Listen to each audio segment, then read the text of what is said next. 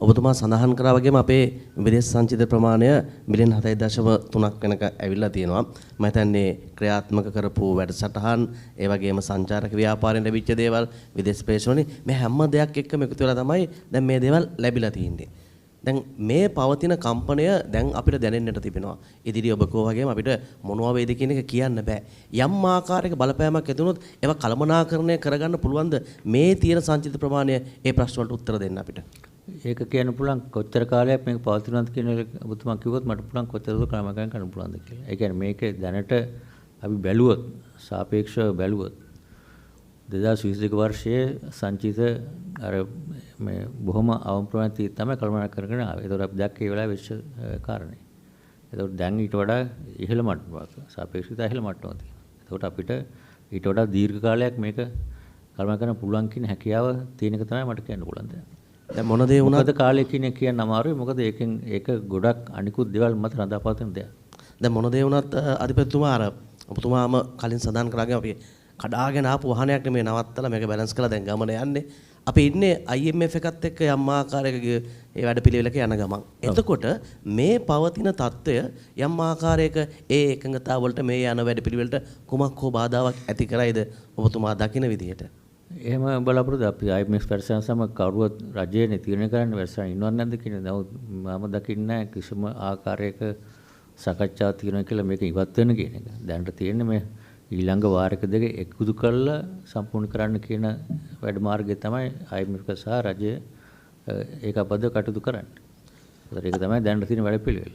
ඒක වෙනස් වුණොත් වෙනස් වෙන්න පුළුවන්. IMF එක ලබා දෙන කියන්නේ අපිට දෙන ඇඩ්වයිස් වල කියන්නේ අපිට දෙන උපදෙස් වල තියෙන්නේ මේ ආර්ථික කළමනාය කරගෙන යන්න ඕන හරි ගමන් මගනේ පෙන්වලා දෙන්න ඕන. එතකොට මේ ගමන යද්දී අපේ ආනායන කටයුතු සම්බන්ධයෙන් ඒ ව්‍යාපාරික සම්බන්ධයෙන් ලොකු ප්‍රශ්නයක් මේ වෙලාවේ ඇවිල්ලා තියෙනවා. අදත් වාර්තා වුණ ඇඟලුම් කර්මාන්තයන් මේ විදිහට ඒ පිළිබඳව ප්‍රශ්න. එතකොට ඔබතුමාගෙන් මම කැමති අහන්න යම් ආකාරයක මේ ප්‍රශ්නට උත්තරයක් දෙන්න කුමක් හෝ මැදිහත් වීමක් මහ බැංකුවටලා දැන් ඒ අයට තියෙන ප්‍රශ්න වලට අපි කියමුකෝ වාණිජ්‍ය බැංකුවක් කරා ණයක් ලබා දෙන්න මොන හරි යම් සහනයක් ලබා දෙන්න මේ ආනායන අපේ දිරිමත් කරන්න මොකක් හරි මේ වෙලාවේ යම් ආනායනද අපනායනද අපනායන ඔව් දැන් අපේ ප්‍රොඩක්ෂන් එකේ හෙට අපනායන ඉදිරිපත් කරන්න අපනායන ඉදිරිපත් කරන වැඩ කොහොමද තියෙනවනේ. අපි විනි අනුපාතය යනකොටත් ඒක අපනායන කරවන්න එක හොඳයි. පොඩි යම් කිසි ආකාරයක.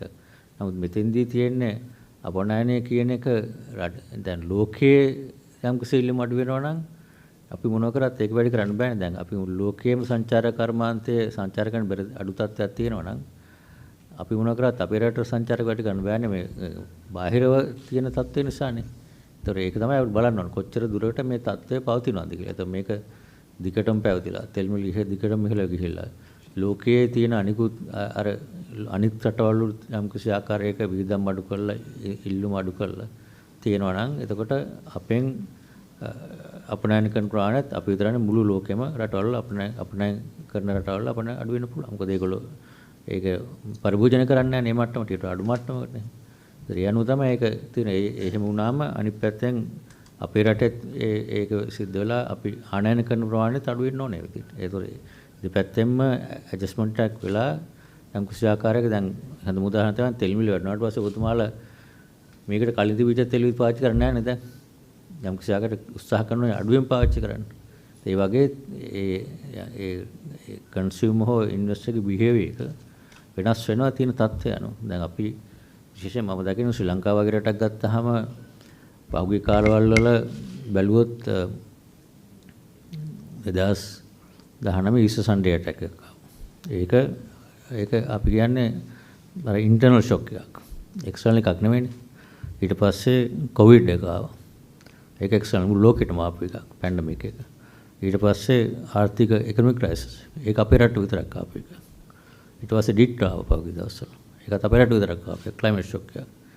ඒ හැම එකකදීම අපි දැකලා තියෙනවා අපේ ශ්‍රී ලංකන් ජනතාව යම් කිසි ආකාරයකට ඒ වගේ කම්පැනියකට මුහුණ දීලා නැවතත් යථා තත්ත්වයට පත් කිරීමේ හැකියාව අර රිසිලියන්ස් එක කියන එක පෙන්වමු කරලා තියෙනවා. ඒ හැම අවස්ථාවෙදීම කොවිඩ් එකේ, පැන්ඩමික් එකේ, ඊට පස්සේ ඉකොනොමික් ක්‍රයිසිස් එකේ, ඩිට් එකේ. දැන් ඩිට් එක බැලුවම ඩිට් එක ගැන ලොකු සාකච්ඡාවක් දැන් නැහැ නේ. ඒක කලමාකරන් කරලා තියෙනවානේ. දැන් බලමු මේකත් මම දකින්නේ ඒ ආකාරයට විශේෂයෙන් අපි වගේ රටක පහුගිය කාලෙත් බැලුවා මේක යම්කිසි ආකාරයක ඇඩ්ජස්ට්මන්ට් එකක් වෙලා කළමනාකරණ කරගෙන ඉදිරියට යන්න පුළුවන් කියන එක තමයි මම දකින්නේ.